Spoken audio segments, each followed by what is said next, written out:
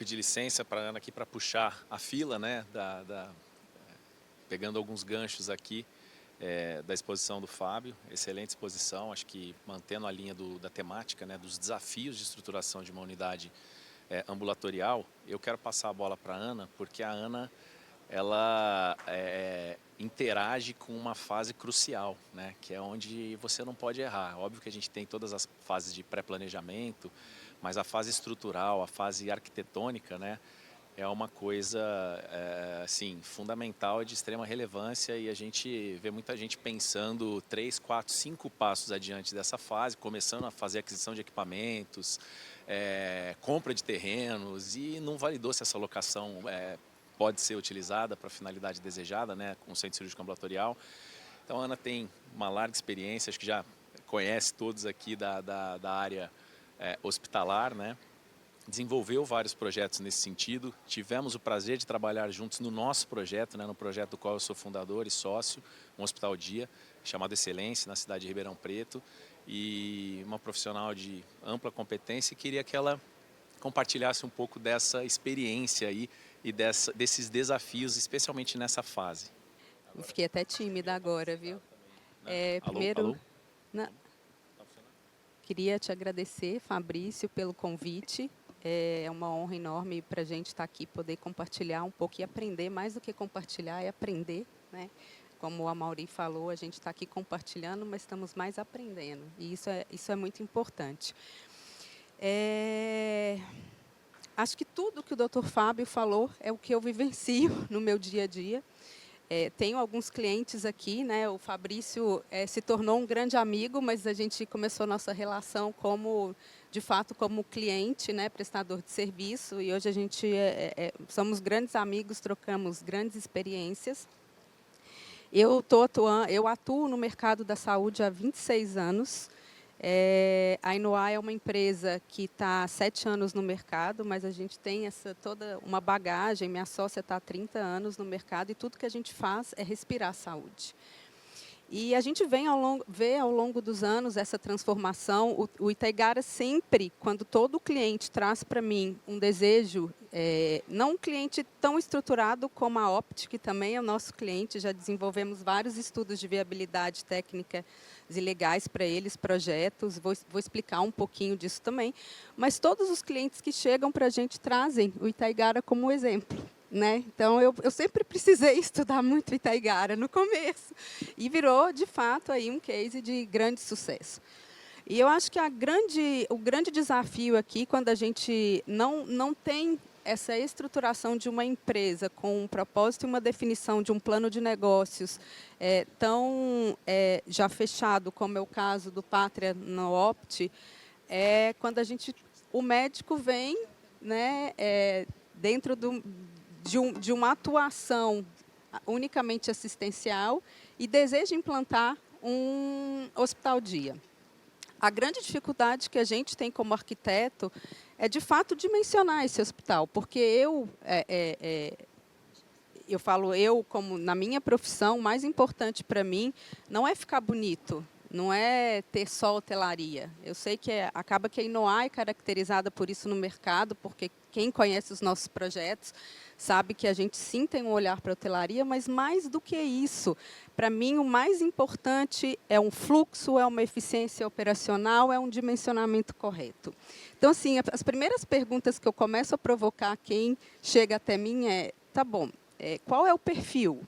Qual é o mix de cirurgias que você vai atender? Porque verificando os números das suas unidades, nitidamente você sabe o seu mix, porque você tem quantidade de salas cirúrgicas diferente em termos de proporção, número de salas cirúrgicas versus proporção, números de leitos. Por quê? Porque é a forma como você gira a sua unidade. E isso, para a gente, não chega muito definido. Muitos querem que nós, arquitetos, façamos a definição do seu próprio plano de negócios, o que para a gente é muito difícil, né? Eu não tenho conhecimento a ponto de definir um negócio que vai ser tocado, né, por aquele médico. E depois a culpa vai ser sua. Né? Totalmente, exatamente. Então, assim, eu começo a provocação quando a gente traz um estudo de viabilidade técnica e legal para o cliente, né? Muitos chegam com o imóvel já definido. Esse é outro problema. Então, os imóveis, muitas vezes, eles não têm características físicas para abrigar cirurgias ambulatoriais, esse perfil. A gente tem problemas seríssimos de legislação, porque a legislação fala de portes, fala de instrumentais, mas não fala de espaços físicos, não fala de proporção. A gente fica completamente vendido.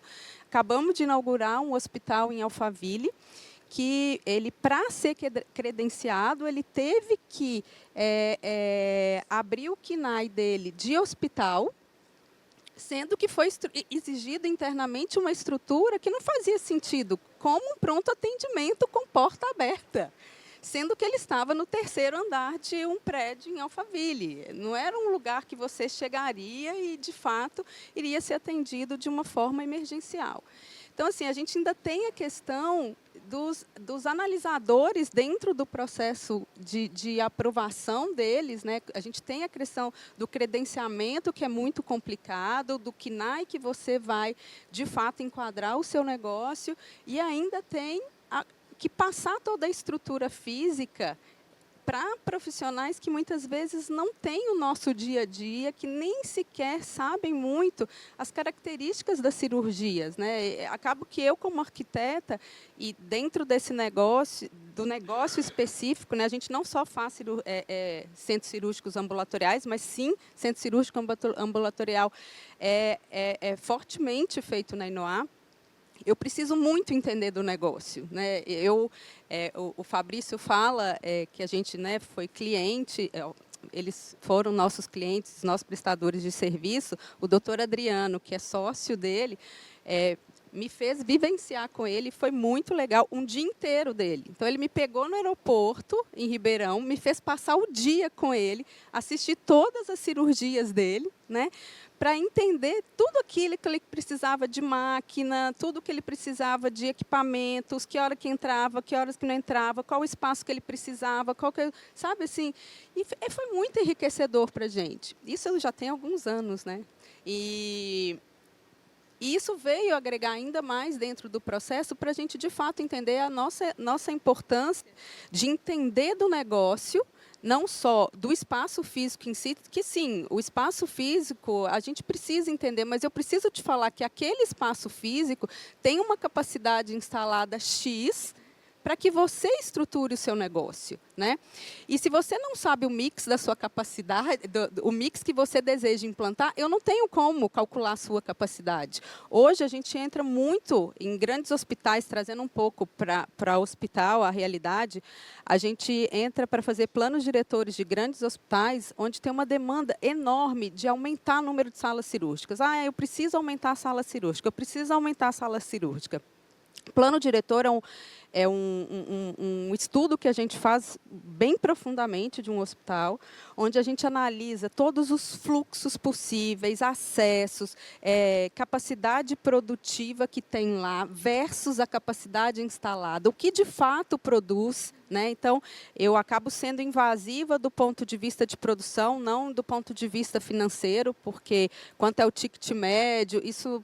Para mim, eu quero agregar do ponto de vista financeiro e o plano de negócio, ponto de vista arquitetônico e de capacidade de produção, e não do ponto de vista financeiro.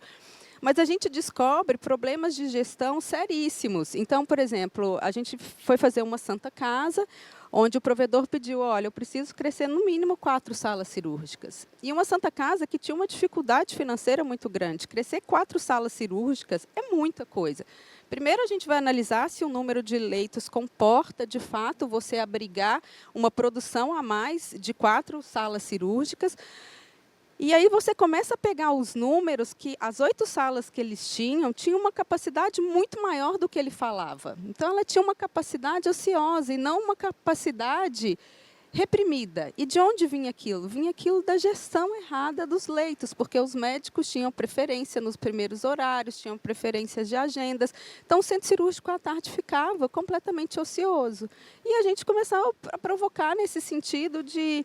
Tá bom, você quer 4 salas cirúrgicas para deixar o seu centro cirúrgico ocioso, né? Então, assim, eu não vou me estender, porque eu acho que é um assunto enorme, né? Eu estou super à disposição depois para a gente conversar. Eu sei que a gente tem um limite de horário, mas os grandes desafios que hoje eu trago, assim, que eu vivencio dentro da minha realidade, é a falta de uma legislação específica, principalmente em se tratando de estrutura física. Não existe, né?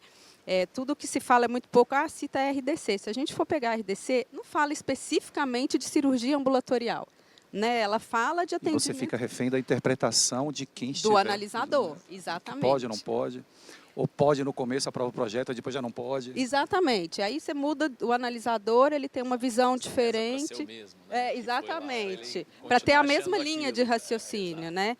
Então, um ponto eu acho que é esse, a legislação, e eu e Fabrício, a gente conversa muito sobre isso, né? A gente quer participar da Sobracan e veio o convite do Fabrício aí para tentar agregar e, de fato, assim, conseguir ajudar a criar algo bem que norteie, né, todo mundo aí nesse sentido.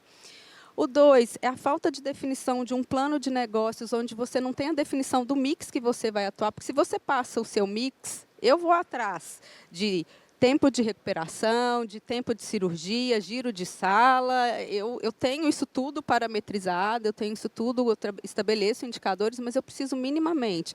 É cirurgia oftalmológica, qual que é a porcentagem? É cirurgia ginecológica, qual é a porcentagem? É cirurgia ortopédica, qual a porcentagem?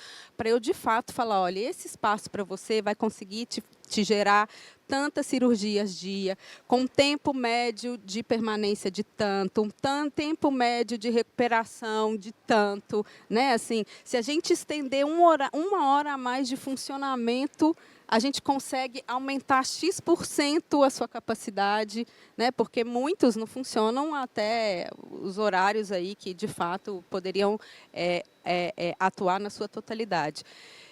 Então, são esses os maiores desafios que eu acho que eu acabo encontrando aí, em poder agregar para o meu cliente que chega e deseja montar uma estrutura de centro cirúrgico ambulatorial. De novo, quando a gente tem empresas que, né, assim, já tem isso definido, é muito fácil. É diferente quando a gente atua para a Opt, por exemplo, né? Quando chega para a gente os imóveis para a gente avaliar, eles já sabem o que eles querem, o que vai ser feito ali, qual que é o giro que tem que ser, e a gente tem que ir ali. O nosso trabalho é, cabe ou não cabe essa produção que eles desejam? Né? Assim, o que eles almejam ali. Porque quem está calculando o ticket médio, o faturamento, se o negócio para em pé ou não, são eles. Mas eu tenho que garantir que dentro daquele programa deles, aquilo vai ou não, vai rodar. Então, eu acho que são esses os grandes desafios. Eu gostaria de falar muito mais coisas, não tem dúvida, mas eu estou super à disposição, eu posso deixar meu contato depois com vocês, e o que eu puder agregar para todo mundo, com um pouco de experiência que eu tenho aí na área específica de cirurgia ambulatorial, vai ser um prazer enorme. Obrigada. Excelente. Obrigado você, Ana. Bom, rapidamente, para a gente poder também seguir para os próximos temas, agradecer as considerações excelentes. Eu acho que, representando a Sobracan aqui, nós temos que enfatizar que uma das missões da Sobracan é nós disponibilizarmos uma estrutura de avaliação, viabilidade técnica, técnico-legal, econômico-financeira, na sequência dos passos corretos para planejamento e pré-planejamento de um projeto de cirurgia ambulatorial, para que erros comuns nos desafios, né, de se estruturar uma unidade... Manual de boas práticas. E coisas que nós já erramos, né, nas nossas experiências, para que a gente faça com que isso seja um legado para que outras pessoas possam partir de um ponto ao qual nós não tivemos referência. Essa era uma coisa que a gente discutia muito. Onde eu vou olhar? A gente tinha Itaigara, a gente tinha Bahia Sul, com a experiência, a gente tinha o livro do Newton, né, que foi o que conectou a gente através desse...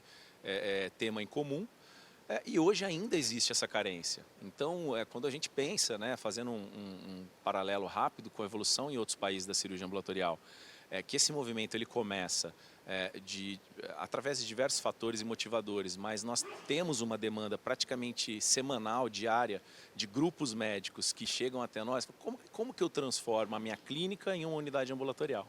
esse é o que a gente mais recebe, né? Olha, dá para adaptar, dá para fazer uma sala cirúrgica, qual que é o espaço que eu preciso, os equipamentos, esse tipo de coisa. E não tem referência. Hoje nós estamos em 2023 sem uma referência clara de como se fazer cirurgia ambulatorial no Brasil. Um dos motivos da fundação da Sobracan e uma das missões que nós temos, né, Fábio e todos os outros membros aí, é justamente preencher essa lacuna com algumas informações de valor para quem deseja fazer cirurgia ambulatorial no Brasil, assim como nós estamos fazendo. Excelente. Obrigado.